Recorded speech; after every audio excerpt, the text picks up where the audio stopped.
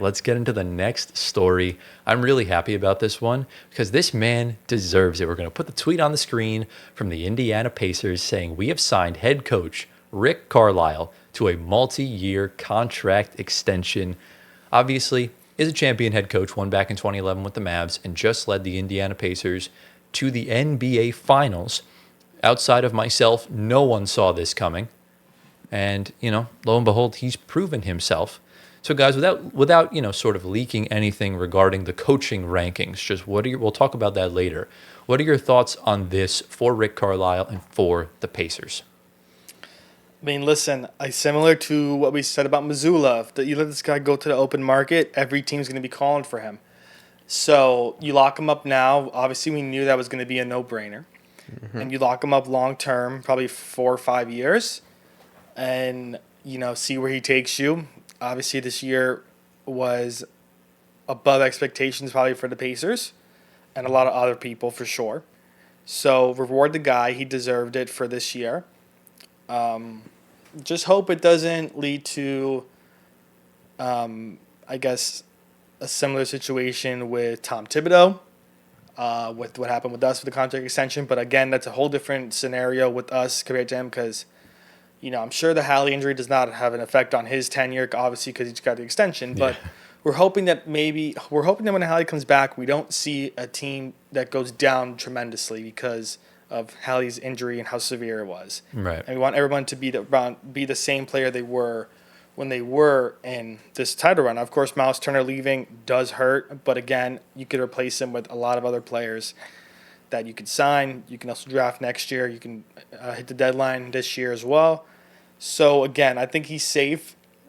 Tom Thibodeau's situation was completely different. So again, hoping it doesn't fall down that road for him because it wouldn't be good for both sides. And I think, again, Rick Carlisle would probably get back out there again, regardless if he did get fired. But again, like I said, he's there for the long term. And again, how many years was it? We don't know. Coaching contracts are always Well, he's going to get a contract. Multi-year, so it's at least 2 to 5, something like that. Yeah. Yeah, and also to reiterate, same thing for Missoula, because we know that the Celtics are rebuilding, and hopefully it doesn't go down the same road as Tom Thibodeau, where he's a scapegoat for that team. Because I'm kind of going to use that Tom Thibodeau situation for every coach that goes to the playoffs and over-succeeds in a big market or small market. You can get the boot for any reason known to man, and even though you signed your extension recently. But again, I don't think they're as ruthless as my team is. So again, I think Carlisle and Missoula would be safe regardless if their teams are on a downhill. I also don't think the situations are the same at all. No, they're not. Because the Knicks have a flawed roster. I don't think the Celtics and Pacers necessarily do, in the sense of, they've both gotten to the finals. Celtics obviously have won. And I also just think both of them are just better coaches than Tom Thibodeau. Mm-hmm. I agree. Yeah. And Gio, we've actually seen this with Rick Carlisle last year, except, instead of not having Tyrese Haliburton for 2 or 3 conference finals games, you're now going a whole season without him. And we saw in games 3 and 4, Nembhard and Nesmith went off. Mm-hmm. They looked incredible. So now you give them the keys. You're giving Benedict Mathurin the keys.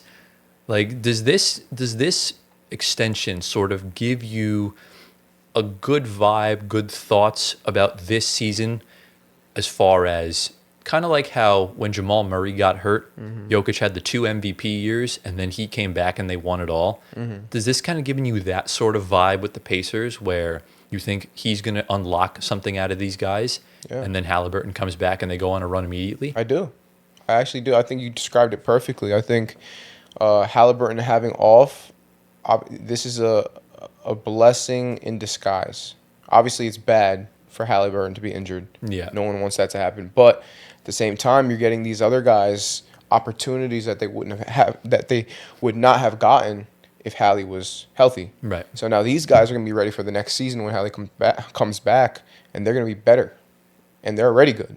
Right. So, imagine if they're even better. You know what I mean? So, there is a trade-off with it, because I at least for you, if Haliburton didn't get hurt, and let's say they did bring back Miles Turner, I think that was the reason why he left.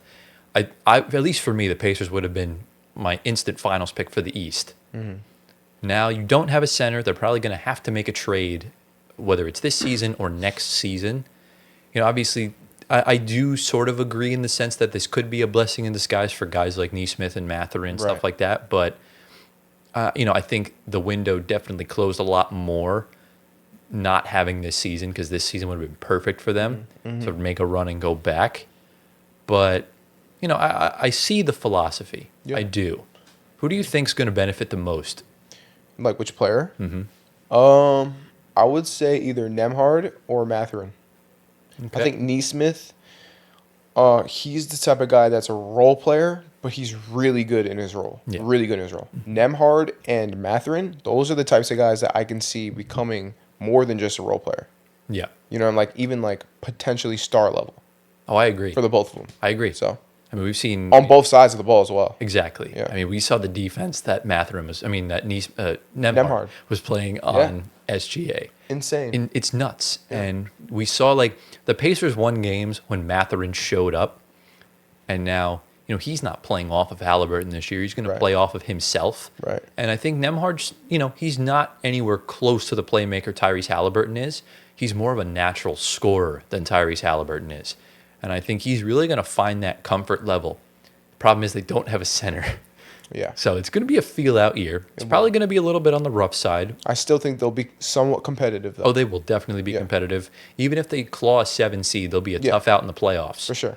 So, And that's coaching. Exactly. So good on you guys for re-signing Carlisle. exactly. Yeah, I mean, we've seen what Rick Carlisle's been capable of. Yeah. At least I have, because you guys gave me a lot of pushback last year for saying that he was a better coach than Tom Thibodeau. After Really? Yeah. You both gave me pushback on it. You both didn't see the light with Indiana. No, yeah. Because I think you guys were too masked by the injuries that the Knicks had. And I still think the Knicks would have lost the series if they were healthy. I mean, I'm pretty sure you started criticizing Carlisle as well. The reason in the why Celtics series. Yeah, the reason why I criticized Carlisle, because all he had to do was close game one with TJ McConnell, because Tyrese Haliburton was having a rough game, and he just didn't do it. And because he played those extra minutes, he picked up those extra mileage, and then he got hurt. And then he kept taking out the hot hand midway through the fourth. He didn't do that this past season. He stuck with the hot hand. He was playing McConnell like 30 minutes in the finals, which is what you need to do.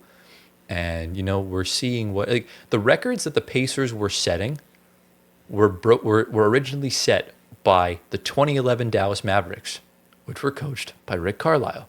So history does repeat itself. I'm always a big proponent of that. Yeah. But Yeah. Antoine, I'll ask you this before we close the segment. Will the Indiana Pacers win a championship with Rick Carlisle as their head coach? Okay, this is interesting because obviously this year is out the window for obvious reasons, but never say never. If I'm going to start from the year after this year coming up, and the East is still roughly the same place where it is, it's possible that the shot is there. Yes or no? But, Ultimatum. Yes or no? Gio, I'm getting Before to you continue. it. Gio, I'm getting to it. All right, fine. The answer is no. Okay. I don't think so. The West is too strong. Yeah. The East could only, well, not the East. The Pacers can only improve so much Yeah. compared to OKC, Minnesota, Lakers. I'm forgetting some names. Houston. I mean, next season there could be vastly You different. just said the Lakers? I'm sorry. Luka. Hello. Dude. You Yo, just said the bro. Lakers. Look, I mean, there is a counter to it. Like, yes, the West is stacked, but like, what if we see a situation like the Miami Heat where Yeah. a lower seed or even just a team that's like really good gets like banged up and they somehow squeak their way there? The Pacers will be champs of the Eastern Conference. That's it. Oh, yeah. And they'll be NBA Cup champs. That's it. But not Finals champs. Yeah, the West is tough, man. West is tough, bro. There's and it's no only way. getting better, too. Yeah. Yeah, there's no way. Unless unforeseen circumstances happen and there's TV deals that kick in and the new CBA after this one open up so much Trades. flexibility for teams. Yeah. But again, not just the Pacers were getting flexibility. Everybody be getting flexibility. Right. So everyone's going to improve regardless. Yeah. So, it's just kind of weaving your way through the tangled web, figuring out what sticks, figuring out what doesn't stick. Yeah. Again, they're in the East. It's easy for them to stay in that conference. The West, it's going to be a little difficult. But Yeah. it'll come down to the finals, regardless if they make it to if they play against that one West team. Because obviously, going through the whole playoffs before the finals, you're playing all the whole East. Yeah. Then the final destination is that, Yeah. like they did this year. So Tyler, what do you think? I think they will. I'm not gonna. I can't. I can't hop off of that train. Right. I've believed in them so long. I have to stick to it. And here's why. I do genuinely think they should have beaten the Thunder. I do also genuinely think they should have beat Boston in 2023 or 2024, and I think they would have. I think they would have swept Dallas. So in an ideal situation, the Pacers should have been back-to-back champions. If they just tightened up just a little bit in the series they lost, I think they would have won both of them. So I think Rick Carlisle's too good of a coach. I think Haliburton's too good of a player, and I think he is going to come back from this Achilles. At least the first year is going to be good. Like you saw Golden State capitalize when Clay came back. Denver capitalized when Jamal Murray came back. Even though we didn't win, the Nets had their best season when Kevin Durant came back. So it's stuff like that where you need to kind of, regroup and really go for it. Yeah. Because I tell you what, after next season, you're going to have to really start paying Nembhard and Neesmith big contracts. Yeah. They're making like 11 to 16 mil a year right now. That ain't going to cut it in 2028. They're going to at least be making Derek White money, if not more. Right. But I think with the Pacers, I do think they can beat a West team in the finals. I just think it comes down to matchups, obviously. We won't know until they sign a center or trade a center. Yeah. Because Isaiah Jackson is just not good enough. Is he still over there? He's going to be the starting center, yeah. Yeah. Oh, let's go. But listen, So- We'll see if he's good enough. I had a lot of hope in him. He could surprise people. I think he's going to. Yeah. Don't rule it out. Even though he got injured. He had a Yeah, bad injury. Exactly. But I think he's a good player, so we'll see. Yeah. What are your thoughts? Do I think the Pacers will win a championship with Rick Carlisle as their head coach? No. Okay. I don't think so for the reasons that Anthony said. Yeah. I think the West is just too strong. I think they're only getting better. San Antonio's super young, and they're going to get better. Dallas is young. Cooper's going to be insane. You know what I mean? So, I just don't see it happening. Even if they come out of the East, which I think their window is closing, to your point earlier. Yeah. I could see a bounce back season after this season. The following season, I think that would be their best opportunity to win. Oh, absolutely. If they get a center. It's right? their best, So it's their best chance. there's a lot of ifs, though. Yeah. Tyrese Haliburton has to be insane when he comes back. Yeah. Nembhard and Mathurin have to have elevated their game from this season and carry that into the following season. And then also they have to have a center. So there's 3 ifs there. All of those ifs have to be fulfilled in order for them to get that championship, and I think it's just too much. Well, the good news is the Pacers have, I think, 7 players under contract till at least 2028. Okay. So right now, obviously, Haliburton is locked in until 2029, and same thing with TJ McConnell. Everyone else, you'll still have Siakam under contract, Nembhard under contract, Obi's under contract, and they just obviously traded for Jay Huff, who's under contract for the next 3 years. So, you got to figure out your way through. Neesmith has 2 years left on his deal. Yeah. And I believe You got to re-sign these. you have to re-sign Neesmith. That is, him and Nembhard, they need both of them to win a championship. Yeah. I don't think they can if they're gone. Yeah. So You need dogs like those guys. you need dogs, Yeah. you need depth, you need coaching, you need a good point guard, and thankfully the Pacers have that. I think that's the only way you can win a championship, and Yeah. we've seen that throughout the years. SGA, Drew Holiday, Jamal Murray, Drew Holiday again, Steph Curry. It's a consistent thing. So we'll just have to see, man.